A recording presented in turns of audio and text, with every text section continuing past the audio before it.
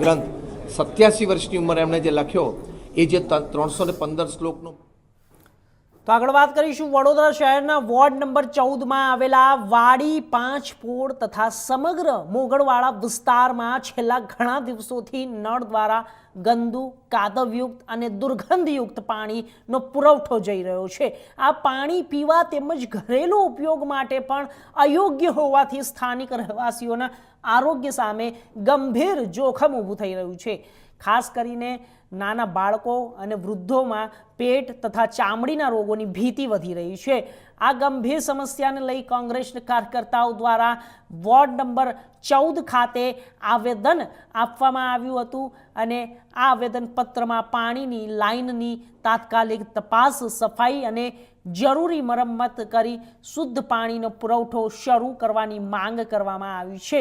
કોંગ્રેસના કાર્યકર્તાઓએ તંત્ર પાસે તાત્કાલિક પગલાં લેવા માંગ ઉઠાવી છે।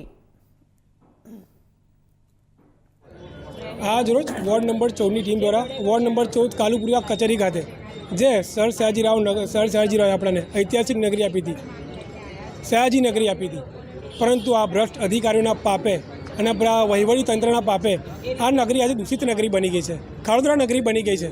તમે જોઈ શકો છો આ બ્લેક વોટર અમારી જનતાને ગંદુ પાણી પીવડાવવામાં આવી રહ્યું છે। અધિકારીઓ અને નેતાઓ તો મસ્ત મોટી ગાડીઓમાં ફરે છે, એસી કેબિનમાં ફરે છે, બિસ્તરીનું પાણી પીએ છે, પરંતુ અમારી જનતાને આ ગંદુ પાણી પીવડાવવામાં આવી રહ્યું છે।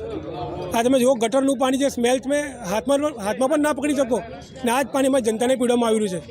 આ પાણીથી છુટકારો માટે અમે અહીંયા આવેદનપત્ર આપવામાં આવે છે અને આ પાણી અમે અધિકારીને પીવડાવ્યું છે કે જો અમારી જનતા પાણી પીતી હોય તો તમે કેમ ના પી શકો? તમે તો જનતાના સેવક છો, તમે માલિક નથી। તમે વોર્ડ નંબર 14ની આ વહીવટી કચેરી છે, વડોદરા શહેરના મધ્યમાં આવેલી કચેરી છે। આજે વાડી જૂનો વિસ્તાર પાંચપોળ જે જૂનો વિસ્તાર કહેવાય છે, જોડે જોડે મુસ્લિમ વિસ્તારમાં પણ દરેક જગ્યાએ પાણી ગંદુ આવે છે। ગંદુ પાણી એટલે તમે હમણાં તમારા મીડિયાના માધ્યમથી લોકોને બતાવ્યું છે કે એટલું ગંદુ પાણી છે જાણે બ્લેક વોટર લાગતું હોય।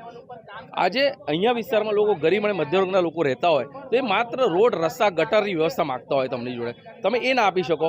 સર સયાજીરાવ ગાયકવાડને યાદ કરવા માગીશ કે જેણે સુંદર વડોદરા આપ્યું, ગટર વ્યવસ્થા આપી, પાણીની ચોખ્ખી લાઈન, આજે આજવા સરોવરથી હજુ પણ વડોદરાને સંપૂર્ણ પાણી સપ્લાય થાય છે, રોડ રસ્તા સારા આપ્યા। તો આ રજૂઆત માટે વારંવાર કચેરી આવવું પડે, ખૂબ જ ખોટું કહેવાય।